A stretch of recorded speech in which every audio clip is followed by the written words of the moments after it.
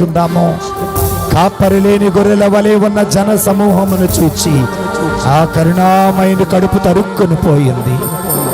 ఈ రోజున నీ సమస్య చూసి, ఈ రోజున నీ బాధ చూసి, ఈ రోజున నీ ఒంటరితనమును చూసి, ఈ రోజున నీ అప్పులను చూసి, ఈ రోజున నీలో ఉన్న గర్వాన్ని చూచి, ఈ రోజున నీలో ఉన్న పాపమును చూచి ఆ కరుణామయుని కడుపు తరుక్కుపోతుంది బిడ్డ.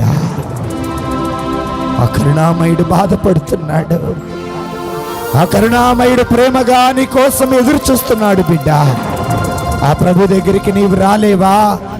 ఆ ప్రభు దగ్గరికి నీవు ఇదిగో ప్రభువా నీ ముందు నేను ఉన్నానయ్యా అని చెప్పగలవా? అదిగో మరి ఆనాడు యేసయ్య పాదాల దగ్గర కూర్చుంది. ఈ రోజున నీవు కూడా ఆయన పాదాల దగ్గర కూర్చున్నావు కదా బిడ్డ. ప్రార్థన చేయగలవా?